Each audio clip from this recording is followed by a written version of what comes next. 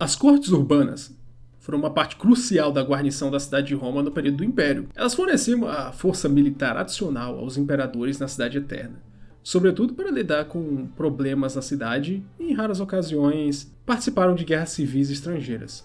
Fundamentais não somente na manutenção da ordem contra criminosos, elas também foram muito importantes na luta contra revoltas de populações locais e destruir todo aquele que se voltasse contra o poder dos Césares.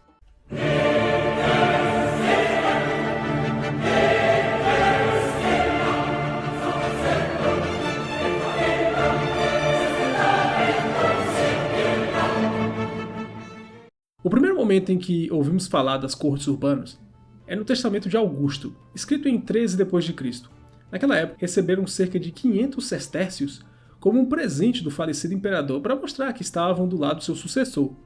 E essa força consistia em 3 coortes com cerca de 500 homens, um tribuno e 6 centuriões em cada. Esse corpo importante estava sob o comando de um senador muito experiente, o prefeito urbano, o prefectus urbi, e operavam dentro da cidade de Roma e também ao redor dela. Como os custodes designados para os postos de Roma provavelmente eram membros de uma força policial regular, ainda que rudimentar, e os lictores eram autoridades policiais de menor importância, que eram recrutados das classes mais baixas, é provável que a coorte urbana formasse uma força de elite para a manutenção da ordem nas cidades. Elas também, junto com as pretorianas e os vigiles, faziam parte da guarnição imperial de Roma, estabelecida pelo próprio Augusto. Originalmente, provavelmente elas foram compostas por ex-pretorianos. Pela maior parte do tempo foram alocadas na Itália.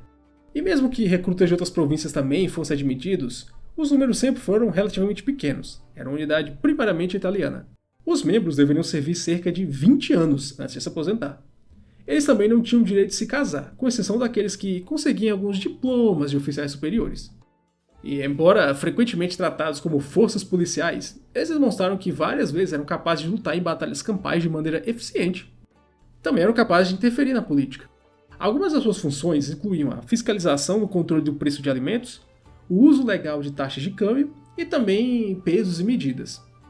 Também eram responsáveis por policiar as estradas, locais muito movimentados como praças e o colegial e também tavernas. E também asseguravam que os escravos ficassem na linha. É importante lembrar que logo após o início do Principado de César Augusto, primeiro imperador romano, Roma havia sido ocupada militarmente várias vezes. E mesmo sob um ditador popular como Júlio César, a presença militar ostensiva não era muito bem vista pelo povo não. A retenção de um número limitado de coortes na cidade é bem consistente com a política civilista declarada por Otaviano, garantindo também a segurança sem a aparência de uma ocupação militar de Roma. Isso distanciou dos recentes ditadores e garantiu para Augusto ainda mais a percepção de que não era um autocrata militar, mas, abre aspas, primeiro cidadão de Roma, fecha aspas. Hierarquicamente, como as cortes urbanas não estavam sob o comando de um general, mas o prefeito de Roma, o distanciamento deles da população era ainda menor. Na prática, estavam sob o comando e autoridade do imperador, sem passar pelas estruturas militares exteriores de Roma. O historiador Edward Coles sugere que, como os modernos carabinieri na Itália, os urbanos eram uma força suprapolicial. Isso significa, no caso romano, eram armadas com espadas e escudos, ao invés de porretes, como os policiais comuns.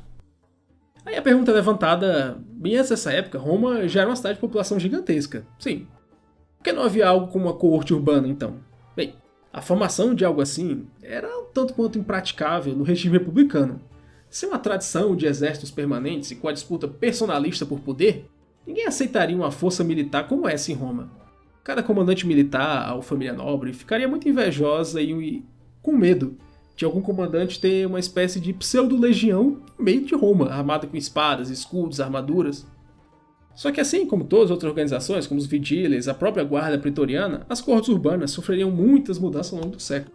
E elas ganharam bastante destaque político depois que Calígula foi assassinado, quando apoiaram o Senado. Depois apoiaram Cláudio também para se tornar imperador.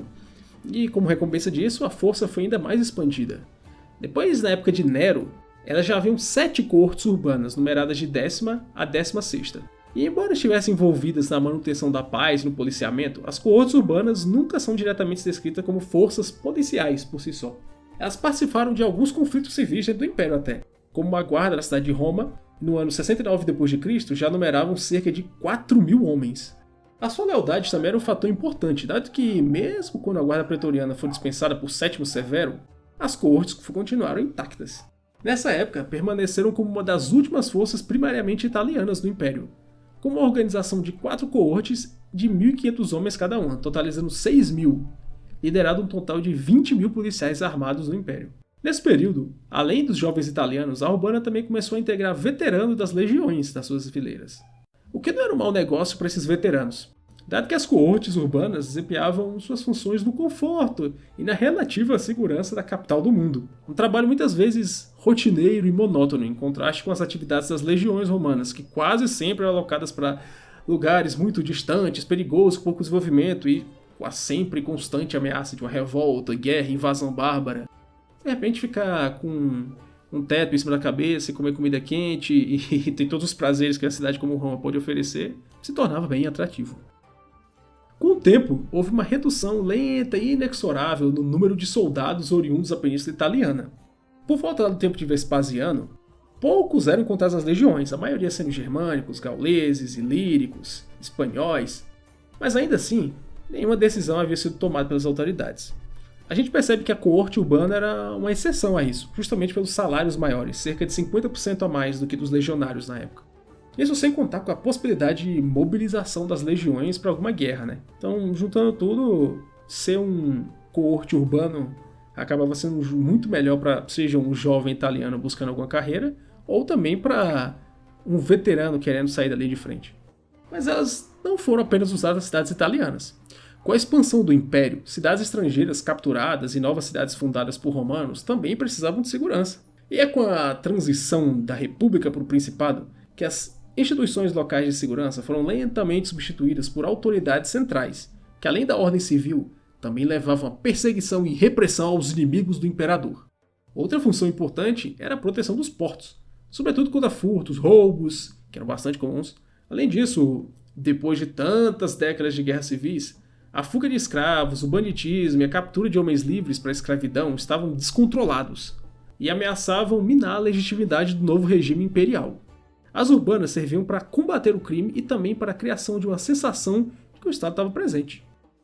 Elas forneciam aos governadores dessas cidades um núcleo de tropas formada por cidadãos romanos que garantia a sua lealdade ao império sobre interesses locais. 2 coortes de 1.500 homens cada uma foram despachadas respectivamente para as cidades de Cartago e Lyon, na época Lundum. Em Cartago, elas foram colocadas na segurança das rotas comerciais marítimas e do comércio no porto. Já em Lyon, havia uma importante casa da moeda que precisava de uma segurança um pouco mais aprimorada, por assim dizer. As guarnições em ambos locais recrutavam pesadamente as populações romanas, tentando deixar o máximo possível de lado o recrutamento local. Essas unidades também estavam envolvidas no policiamento e na manutenção da ordem pública, outra função muito importante. Eusébio descreve um incidente envolvendo cristãos em Lyon, de um tribuno não nomeado e soldados prenderam os agitadores. É provável que o tribuno e os soldados fossem da 13ª coorte urbana, que estava estacionada lá. Em Cartago, também é muito provável que os soldados enviados pelos governadores para prender cristãos como São Cipriano também eram urbanicianos. Nessas regiões, as coortes tinham uma função secundária, de polícia, a função de organização militar treinada e também para lutar no ambiente urbano.